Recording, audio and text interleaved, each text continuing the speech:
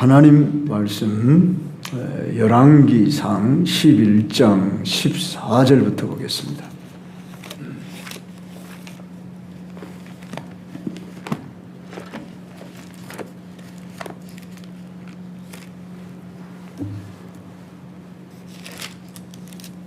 제가 한 절, 여러분이 한 절 교독합니다. 여호와께서 에돔 사람 하닷을 일으켜 솔로몬의 대적이 되게 하시니 그는 왕의 자손으로서 에돔에 거하였더라. 전에 다윗이 에돔에 있을 때 군대 지휘관 요압이 나서서 죽임을 당한 자들을 잡아서 에돔의 남자들과 쳐서 죽였는데 요압은 에돔의 남자를 다 없애기까지 이스라엘 무리와 함께 6달 동안 그곳에 머물렀더라.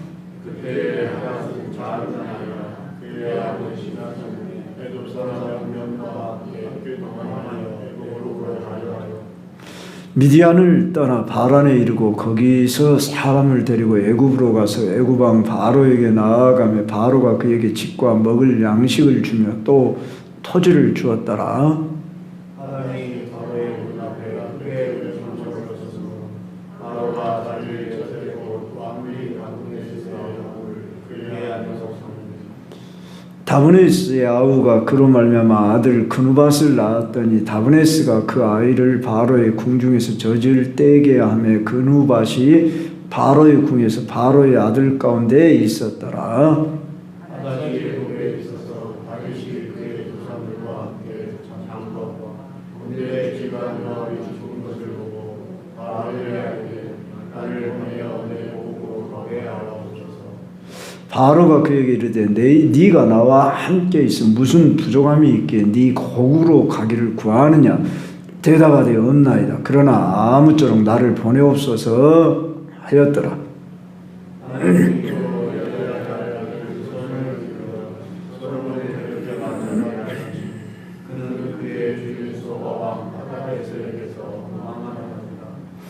다윗이 소바 사람을 죽일 때 르손이 사람들을 자기에게 모으고 그 무리의 괴수가 되어 다메섹으로 가서 살다가 거기서 왕이 되었더라. 솔로몬의 이전생에 하닷이 일친 환란에 이스라엘을 대적하고 모욕하라. 솔로몬의 신하 느밧의 아들 여로보암이 또한 손을 들어 왕을 대적하였으니 그는 에브라임 족속인 스레다 사람이요 그의 어머니의 이름은 스루아이니 과부더라. 그가 손으로 왕을 대적하는 까닭은 이러하니라. 솔로몬이 그를 쫓고 그의 아버지 다윗의 성읍이 무너진 것을 수축하였는데 이 사람 여로보암은 큰 용사라. 솔로몬이 이 청년의 부지런을 보고 세워 요셉 족속의 일을 감독하게 하였더니 지금의 여로보암이 예루살렘에서 나가게 실로 사람 선지자 아히야가 뒤에 서서 그는 아히야가 새 의복을 입고 아히야가 자기가 입은 새 옷을 잡아 12조각으로 찢고 그리고 하나님께 12조각을 가져가 이스라엘에 하나님 여호와의 말씀이 내가 이 나라를 솔로몬을 통해서 찢어뜨려서 열 지파를 내게 주고 오직 내 종 다윗을 위하고 이스라엘 모든 지파 중에서 택한 성읍 예루살렘을 위하여 한 지파를 솔로몬에게 주리니 이는 그들이 나를 버리고 시돈 사람의 여신 하스바라와 모압의 신 그무스와 암몬 자의 신 일곱을 경비하니 그의 아버지 다윗이 행하지 아니하며 내 기도에 가지 아니하며 나 보기에 정직한 일과 내 법도와 내 일을 행하지 아니하니라. 그러나 내가 택한 내 종 다윗이 내 명령과 내 법도를 지켰으므로 내가 그를 위하여 솔로몬의 생전에는 온 나라를 그의 손에서 빼앗지 아니하고 주관하게 하려니와 내가 그의 아들에서 나라를 빼앗아 그의 지파를 내게 줄 것이다. 그의 아들에게는 내가 한 지파를 주어서 내가 거기에 내 이름을 두고자 하여 택한 성읍 예루살렘에서 내 종 다윗이 항상 내 앞에 등불을 가지고 있게 하리라. 내가 너를 싫어하니 너는 내 마음의 영광을 다스려 이스라엘을 너희 왕이 되리라. 네가 만일 내가 명령한 모든 일에 순종하고 내 길로 행하며 내 눈에 합당한 일을 하며 내 종 다윗이 행한 같이 내 율례와 명령을 지키면 내가 너와 함께 있어 내가 다윗을 위하여 세운 것 같이 너를 위하여 견고한 집을 세우고 이스라엘을 네게 주리라. 내가 이로 말미암아 다윗의 벼슬을 괴롭게 할 것이나 영원히 하지는 아니하리라. 같이 이러므로 솔로몬이 여로보암을 죽이려 하매 여로보암이 일어나 애굽으로 도망하여 애굽 왕 시삭에게 이르러 솔로몬이 죽기까지 애굽에 있으니라. 아멘.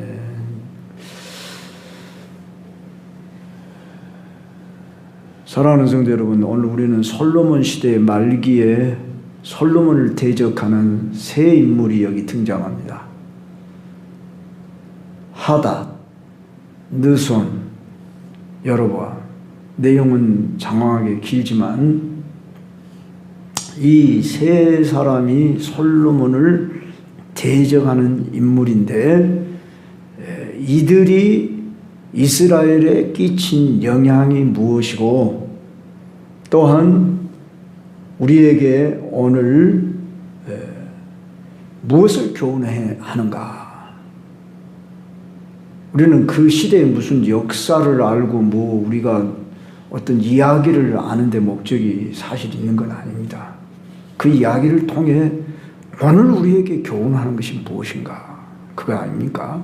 그래서 솔로몬의 대적자들이 끼친 영향, 이런 제목으로 말씀을 보겠습니다. 하나님께서 솔로몬에게 이런 대적자들을 붙이신 것은 하나님의 경고였음을 오늘 14절에서 이렇게 말씀합니다. 여호와께서 솔로몬의 대적이 되게 하셨다. 거기에 에돔 사람 하닷을 일으켜 그랬습니다. 그러니까 주체자가 하닷이 아니고 여호와 하나님이 하닷을 일으켜 대적이 되게 했다. 또 역시 23절에 보면 하나님이 또 엘리야의 아들 르손을 일으켜 솔로몬의 대적자가 되게 하셨다. 또 26절에 보면 솔로몬의 신하 느바스의 아들 여로보암이 또한 손을 들어 왕을 대적하게 했다. 수동태행이라 그러죠. 일명. 그들이 능동적으로 자기들이 행동을 한 것 같지만 하나님이 그들을 대적하도록 붙이셨다. 그런 말이 있지 않습니까? 그러면 왜 하나님이 이들을 대적하게 하셨습니까? 그것은 우리가 지금까지 살핀 바대로 잘 압니다. 초기에 그는 하나님이 주신 지혜와 하나님의 그 참 많은 축복을 누렸음에도 불구하고 그는 어떻게 됐습니까? 이방 여인들을 이렇게 1000명이나 드리고 그들이 섬기는 우상을 받아들이는 것이 궁극적인 하나님의 진노하심이었습니다. 그러나 하나님은 바로 솔로몬 때에 나라를 나누지는 않겠다. 하나님이 한번 다윗과 맺은 그 약속을 하나님은 지키시겠다고 이제 선지자를 통해 또는 솔로몬에게 직접 이렇게 말씀하시고 있습니다. 솔로몬의 타락은 어떤 개인적인 죄가 아니라 국가와 신앙 공동체 전체를 무너뜨리는 심각한 영적 배교였습니다. 자기 개인의 어떤 일탈이기 전에 나라 전체의 타락을 가져오는 하나님이 가장 미워하시는 바가 영적 음행이 우상숭배 아니겠습니까? 그런데 바로 하나님이 도덕 윤리적인 죄를 묻지 않고 궁극적으로는 네가 하나님을 경외하지 않고 하나님을 즉 두려워함이 없고 네가 네 아내나 첩의 말을 더 듣고 네가 이렇게 타락의 길로 가서 나라가 이 지경이 됐으니 내가 네 아들 때 가서 내가 나라를 나누겠다. 그러나 하나님이 솔로몬 당대 말기에 세 대적자를 붙이는데 두 대적자는 외부적인 대적자이고, 즉 하닷과 르밧은 외부에서 공격해 오는 대적자이고, 그 다음에 여로보암은 내부에서 공격해 오는 대적자입니다. 그래서 우리는 오늘 이렇게 둘로 나누어서 이해를 해보면 되겠습니다. 내용은 참 길고 여러 복잡한 이야기가 있어서 여러분들이 한 번에 딱 이렇게 이해하기가 쉽지는 않지만 핵심을 보자면 오늘 솔로몬을 대적하는 이들을 하나님이 붙이시고 이들이 어떤 역할을 했는가, 그 역할을 보면서 솔로몬은 여기에 대해서 그가 어떻게 대처를 했는가 할 때 그는 아무런 대처를 하지 못하고 있음을 보게 되는 것입니다. 그런데 이들은 갑자기 생긴 대적자들이 아니고 다윗 시대 때부터 그들은 피하여 숨은 자들이었어요. 그러니까 다윗 때는 대적자들이 나타났다 할지라도 다윗이 다 물리쳤습니다.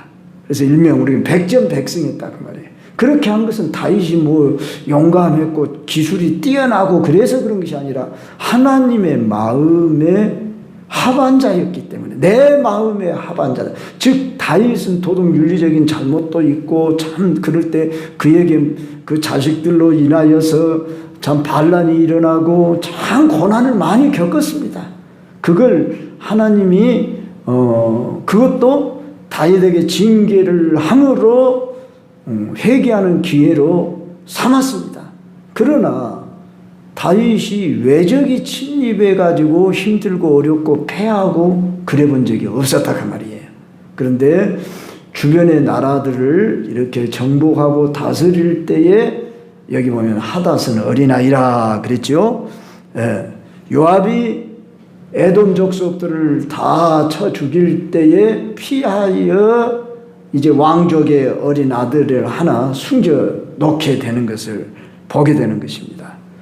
그래서 그가 저 애굽왕 바로의 집에서 대우를 받고 잘 자라게 되고 그런 인물로 자라게 되는 것입니다. 한마디로 대적자의 씨앗으로 지금 사단이 기르고 있는 것입니다. 여기서 우리는 인류 역사의 흥망성쇠 모든 것은 하나님이 주관하신다. 그러니까 세상은 악이 존재하고 대적자가 존재하고 별 세력들이 다 존재해요. 그런데 다윗 시대 때는 이들이 무슨 역할을 하지 못해요. 할 수가 없어요. 그런데 솔로몬 시대 때에도 번성할 때는 그들이 전혀 역할을 하지 못한데 솔로몬이 말기에 가서 범죄하니까 이들이 솔로몬을 괴롭히는, 그래서 25절을 보면 이런 말을 하죠. 솔로몬의 일평생에 하닷이 끼친 환난 외에 르손이 수리아, 우리 지금 시리아라고 하는 나라입니다. 시리아 왕이 되어 이스라엘을 대적하고 미워하였더라 그랬습니다. 그러니까 외우 내한이라 뭐 이런 말이 있잖아요. 외적으로 침입해 오고 내적으로 힘들고 이런 것이 결코 우연이 아니다. 그래서 우리는 여기서 나의 현실은 외적으로 힘든 일이 많은가, 내적으로 힘든 일이 많은가, 이런 걸 한 번씩 점검해 볼 필요가 있습니다. 그러면 내적인 지금 위험은 뭐냐? 그러면 이제 26절부터 나오는데 솔로몬의 신하 느밧의 아들 신하예요. 그리고 여기 28절 29절을 보면은 이 사람 여로보암은 큰 용사라 솔로몬이 이 청년의 부지런함을 보고 세웠다고 그랬어요. 솔로몬이 이를 키우고 세우고 그랬어요. 이 여로보암이 부지런한 사람이, 이 사람은 그리 신분이 좋은 사람이 아닌 것 같습니다. 26절 보니까 그는 에브라임 족속인 스레다 사람이요 그의 어머니의 이름은 수루아이니 과부더라. 과부의 자식인 만큼 그렇게 별로 어떤 가문이 좋은 그런 환경이 아니었음에도 불구하고 이 사람은 부지런하고 성실한 사람이었기 때문에 에브라임 지파의 무슨 일을 감당했냐 그러면은 그들을 감독하는 그런 장수가 된 거지요. 자, 이렇게까지 된 것은 무슨 지금 얼른 보면은 아무 문제가 없습니다. 심지어 아히야 선지자가 이 여로보암을 길에서 만났다고 그랬어요. 길에서 만나가지고 자기 옷을 이렇게 새 옷인데 잡아 12조각으로 찢으면서 여로보암에게 10조각을 주면서 솔로몬의 손에서 찢어서 10지파에 네가 왕이 될 것이다. 이렇게 예언까지 해줘요. 그런데 자, 이 사실이 있고 난 뒤로부터 이 여로보암은 이제 쫓기는 사람이 되는 거죠. 그래서 40절 마지막 절을 봅시다. 이러므로 솔로몬이 여로보암을 죽이려 했다 그랬어요. 자, 그가 세웠어요. 그런데 그가 지금 솔로몬을 대적하고 이제 나라를 나누는 자로 세워질 것이다. 마치 운명처럼 선지자가 예언을 했어요. 그러니까 그렇게 될 수밖에 없는 현실로 지금 가고 있어요. 그럴 때 솔로몬은 그를 죽이려 했지만 죽일 수가 없지요. 그래서 그가 도망을 쳐서 저 애굽왕 시삭에게 이르는데 솔로몬이 죽기까지 애굽에 있었다. 그러니까 솔로몬에게 있어서는 늘 가시처럼 여겨지는 사람이 바로 여로보암이었는데 그가 무슨 행사는 하지 못했어요. 그런데 그가 아들 르호보암 때 바로 이 여로보암이 10지파의 쉽게 하면 장수가 되고 왕이 되어서 나라를 나누는 그런 반역을 일으킵니다. 우리는 성경 인물 속에 이 여로보암이 누군가를 알아야 됩니다. 계속해서 이 여로보암의 죄를 내가 용서하지 아니하리라. 이런 말이 반복되어 나옵니다. 그러면 여로보암이 뭐 잘못했습니까?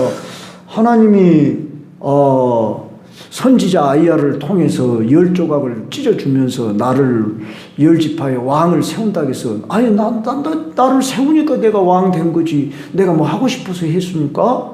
이렇게 말할 수 있잖아요. 그런데 여러분 말씀을 자세히 봐야 돼요.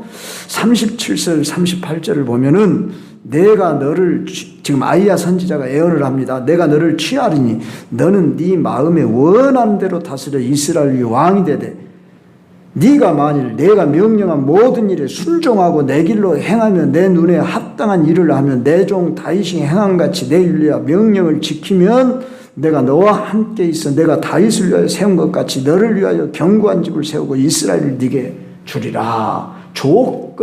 조건부적인 그런 권세를 준 겁니다. 그러니까 자리도 주고 권세도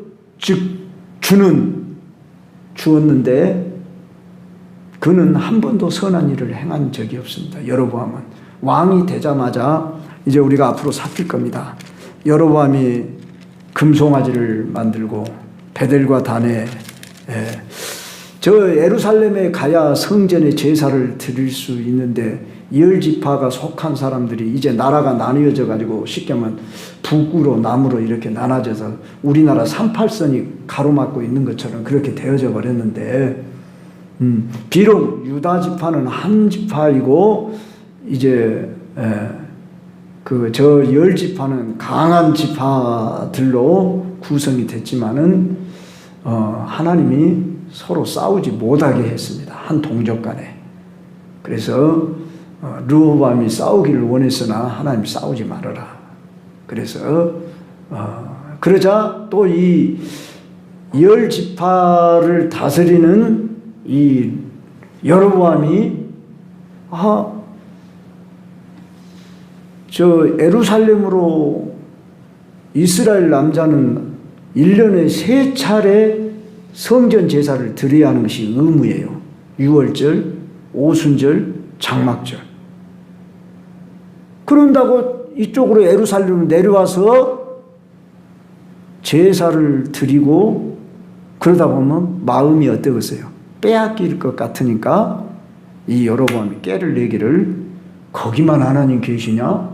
우리 베델에도 하나님이 신이 계시지. 우리를 다스릴 자는 이 금송아지다. 지금 생각하면 우리가 이해가 안 가잖아요. 도저히 그건 받아들일 수 없는 것 같잖아요.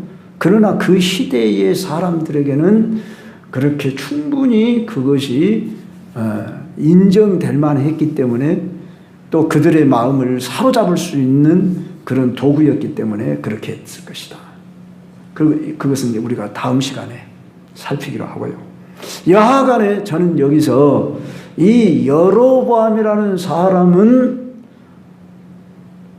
이 솔로몬을 징계하고 대적하는 인물로 쓰임은 받았으나 그는 토사구팽이라고 그러죠. 하나님이 징계의 막대기로 그를 들어서 쓰시는 도구를 썼으나 그도 버림을 받고 하나님이 버리시는 이러한 예를 우리는 보게 됩니다. 그래서 우리는 자리와 위치가 주어졌을 때 그것을 잘 감당해야지, 그걸 감당하지 못하고 그 역할을 못하면 도리어 해가 된다 하는 것을 우리에게 교훈해 주는 겁니다. 비록 솔로몬이 징계를 받는 이 일에 있어서 지금 하나님이 그를 도구로 써서 10지파의 너의 그런 왕이 되게 해준다 했을 때 그는 하나님의 의도를 알고 겸손히 자기 역할을 감당했어야 할 텐데 자기의 정권 유지 여기에만 더 몰입하고 하나님의 원 의도를 잃어버렸어요. 여기서 이제 그런 이야기는 우리가 다음에 살피기로 하고, 오늘 여기서 궁극적인 것은 솔로몬이 이렇게 징계를 받고 대적을 받게 된 이유는 우리가 잘 압니다. 하나님과 관계가 깨졌기 때문입니다. 우리가 외우내한이라는 이런 일들이 우리 나라에도 있고, 어쩌면 오늘 12월 3일인데 가만히 생각하니까 이 나라에 이런 환란이 있었습니다. 물론 가까스로 평정을 잡았다고 하지만 아직도 여야 간에 심한 다툼이 있고 내란이니 아니니 그러면서 서로 다툼이 있습니다. 자, 왜 이런 환란이 있느냐 할 때에 우리는 모든 것은 하나님의 섭리다 이렇게 봐야 합니다. 하나님의 섭리 속에서 일어나는 일이다. 우리 개인이나 가정사회, 교회까지라도 우리는 어떤 문제가 발생하면은 그 문제만 보지 말고 내 자신을 먼저 살펴야 합니다. 우리 각자가. 네. 나는 여기서 어떤 역할을 하고 있는가? 나는 하나님 앞에서 지금 바른 선택을 하고 또한 바른 길을 가고 있는가? 이것을 잘 인식해야 합니다. 하나님은 하나님의 당신의 교회가 보존되기를 원하시는데 바로 이 솔로몬에게 이런 대적자를 붙인 것은 솔로몬을 사랑하기 때문입니다. 결코 솔로몬의 매를 때려서 솔로몬에게 고통 주는 것 그 자체만의 목적이 있는 게 아니라 솔로몬으로 하여금 회개하기를 원하는 것입니다. 그러나 솔로몬이 말년의 때까지 회개했다는 말이 한마디에도 안 나옵니다. 도리어 누구를 죽이려 했습니까? 여로보암을 죽이려고만 했지 자기 자신이 회개하려고 하지는 전혀 안 했단 말이에요. 왜 이런 일이 일어났는가 하고 바로 자기 자신을 돌아보고 살펴야 했습니다. 우리는 원인을 항상 그 보여지는 문제 현상만 보고서 우리는 해결하려고 하는 경향이 있습니다. 그럴 때 우리는 실패합니다. 철저히 내 자신을 먼저 살펴야 합니다. 요나가 니네로 가서 복음을 전해라. 니네를 쳐서 그들에게 전하라 그랬죠. 그런데 니네의 저들의 원수 나라인데 어떻게 내가 저들을 구원의 말씀을 전해 심판을 말하라고 할 때에 그가 싫어서 다시스로 가는 배를 타고 가다가 풍랑을 맞이했습니다. 풍랑을 맞이했을 때 자기는 나하고는 상관없다. 풍랑이 일어나건 말건 그리고 막 그 배 탄 사람들이 다 어쩔 줄 모르고 몇 날 며칠을 막 토하고 굶구르고 막 이제는 할 수 없어서 배의 기구를 다 바다에 던질 때까지 나하고는 상관없는 일이야. 될 대로 되라. 그러고 그가 배 밑창에 들어가 쿨쿨 잠을 자니까 선장이 너는 어느 민족에서 온 사람이고 네 신에게 구하라. 지금 이런 난리가 난 것은 다 신이 노아해서 그렇다. 그 사람들은 하나님도 믿지 않는 이방 신을 섬기는 우상을 섬기는 사람들인데 자기 신을 막 부르면서 막 죽게 생겼으니까 이 폭풍 풍랑이 일어난 것이 누구 때문이냐고 그래서 제비를 뽑았는데 바로 요나에게 뽑혔더라. 요나는 피할 길이 없었어요. 진짜. 그래서 자기가 깨달은 거예요. 그때서야 깨달은 거예요. 이 풍랑이 나 때문이니까 나를 바다에 던지시오. 그러면 이 풍랑이 잠잠할 거예요. 이렇게 했단 말이에요. 참 그래도 양심은 있어서 요나가 그렇게 왜 이 풍랑이 일어난 것이냐? 이건 나 때문입니다. 그렇고 요나가 했을 때 그리고 나를 바다에 던지라 해서 바다에 참 다 살기를 원하겠지만은 이 풍랑에서 다수가 살기 위해서 그 자를 바다에 던졌는데 하나님은 물고기로 요나를 삼키게 해서 보호하시는 하나님. 죽이시고자 하는 하나님이 아니시라 살리시고자 하는 하나님. 그래서 물고기 속에서 요나가 회개를 하니까 요나가 물고기 뱃속에서 내 생명이 보존된 거 보니까 하나님 나를 살리시려구나. 그걸 알고 그가 회개하면서 내가 이제 다시 저 세상으로 나아갈 것을 바라보나이다 하는 믿음을 가졌습니다. 3일 만에 물고기가 토해냈습니다. 자, 그래서 요나가 자기에게 주어진 사명을 다시 해보겠습니다. 이렇게 하나님은 반드시 자기 종들, 자기 백성들을 통해서 하실 일을 회복하시는 것이 목적이지 징계하는 것이 목적이 아니라는 것을 알아야 합니다. 우리는 우리 개인의 삶, 건강 문제, 물질 문제, 인간관계 문제 이런 여러 가지 어떤 사고니 이런 여러 가지 외우내안이라고 합니까? 이런 일들이 우리에게 이번 주일날도 풍랑으로 밀려오듯이 우리에게 시험으로 역경으로 고난으로 몰려올 때 우리는 철저하게 하나님 앞에서 나는 지금 하나님이 보실 때 깨끗한가? 하나님 보시기에 합당한가? 하나님과 잘 소통이 되고 있는가? 이걸 점검해야 합니다. 그리고 나와 이웃과의 관계 속에서 무슨 문제는 없는가? 이렇게 우리가 살펴야 합니다. 그래서 우리가 참 이렇게 하나님 앞에서, 인간관계 앞에서 우리가 바로 되면은 하나님은 그것을 도리어 선으로 바꾸시고 그 어려움을 통해서 하나님은 회복하는 역사를 베푸십니다. 저 역시 이 말씀을 준비하면서 묵상하면서 우리의 일생에 크고 작은 어려움이 지금까지도 있어 왔습니다. 그럼 우리는 이것이 우연이다, 누구 때문이다, 너 때문이야, 그러면서 그 환경의 탓을 하는 경향이 많은데, 결코 그러면 우리는 문제를 해결될 길이 없어요. 왜요? 모든 것은 하나님의 주권 속에 있다는, 우리는 이 하나님의 섭리를 믿는 신앙인이기 때문입니다. 이게 성경 전체에 흐르는 맥락입니다. 항상 잊지 말아야 됩니다. 물론 꼭 모든 것이 나 때문이 아닐 수도 있습니다. 그럴 수도 있지만은 우리는 그것을 내 앞에서 내 자신부터 우리는 살펴야 하는 것입니다. 그래야 우리가 이제 살 길이 열립니다.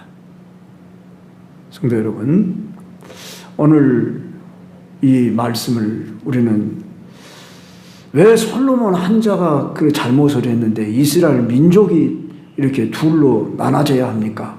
참 이상하잖아요. 솔로몬 하나 개인을 좀 하나님 혼내시고 말지. 그런데 솔로몬 혼자의 잘못만이라 이렇게 볼 수는 없습니다. 솔로몬과 함께한 1000명의 여자들을 비롯한 또 그 백성들이 다 협력해가지고 그 우상 숭배에 빠져버렸기 때문에 원인 제공은 솔로몬에게 있었지만은 이제 그 일에 협력하고 그 죄악에 빠져버린 사람들은 이스라엘 민족이더라고 말입니다. 그래서 하나님은 대표자만을 혼내고 마는 것이 아니라 이 온 백성들에게 이런 지금 나라가 나뉘어지는 분열되는 이런 아픔을 수모를 겪어야 하는 것을 보게 됩니다. 그래서 우리는 각자의 위치에서 먼저 자기 자신을 살피고 또 나라와 민족과 이 죄악이 나의 죄악인 것으로 회개하고, 그래서 우리가 잊지 말아야 할 것은 나라와 민족을 위해서 그리고 우리 개인의 삶을 돌아보고 나아가 우리는 우리 공동체 교회를 거룩한 교회 되기 위해서, 교회의 부흥은 거룩하면서 부흥이 시작됩니다. 거룩함이 존재하지 않는데 부흥이란 부흥이 아닙니다. 숫자만 많이 모아진다고 부흥이 아니에요. 그렇잖아요. 우리 심령 부흥성에 그랬잖아요. 예전에는 부흥해야 한다고 하면 심령이 부흥해야 돼. 심령이 새로워져야 돼. 그래서 저도 이 말씀을 준비하며 철저하게 지금 회개하며 이 자리에 섰습니다. 사랑하는 우리 광주 경성교 여러분, 참 겨울도 깊어가는데 또 새해를 맞이해야 하는데 우리가 이 공동체를 사랑합시다. 공동체를 사랑하는 것은 주님을 사랑하는 것입니다. 주님은 피값을 지불하고 이 공동체를 세우셨습니다. 많은 교회 중에 하나인 것이 아닙니다. 주님은 이 교회 하나를 당신의 피값을 지불하고 저와 여러분을 사시고 이 공동체가 유지되는 것이 곧 하나님의 영광이고 기쁨이고 하나님의 뜻입니다. 여러분 신체 중에 어느 부위가 한 군데 아프다고 생각해 보세요. 온통 정신이 그쪽으로 쏠립니다. 제가 얼마 전까지 제가 오른쪽 어깨가 부러져서 한 3개월 고생했고 또 왼쪽 어깨가 또 아픈데 지금은 하나님의 은혜로 나섰습니다. 제가 뭐 어떻게 아팠다. 여러분들한테 내가 처음으로 이런 얘기 하잖아요. 제가.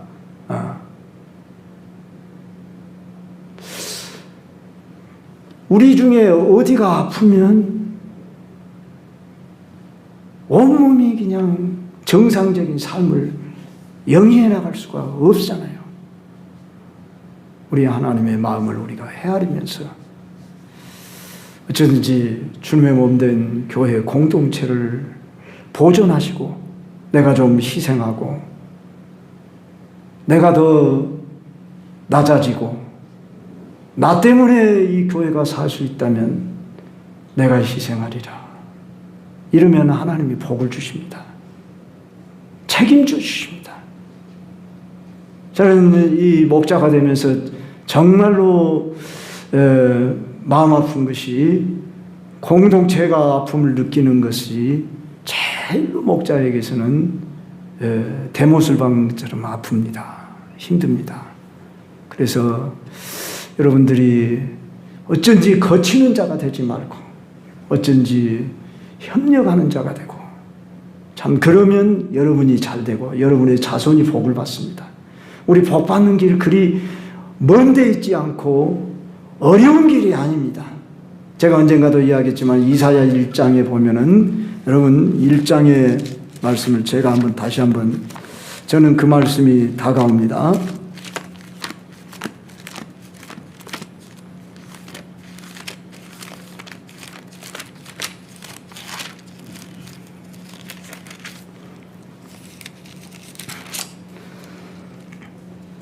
여호와께서 말씀하시되 오라 우리가 서로 변론하자. 너희의 죄가 주홍 같을지라도 눈과 같이 희어질 것이요 진홍같이 붉을지라도 양털같이 희게 되리라. 너희가 즐겨 순종하면 땅의 아름다운 소산을 먹을 것이요 너희가 거절하여 배반하면 칼에 삼켜지리라. 여호와의 입의 말씀이라. 하나님은 우리의 죄를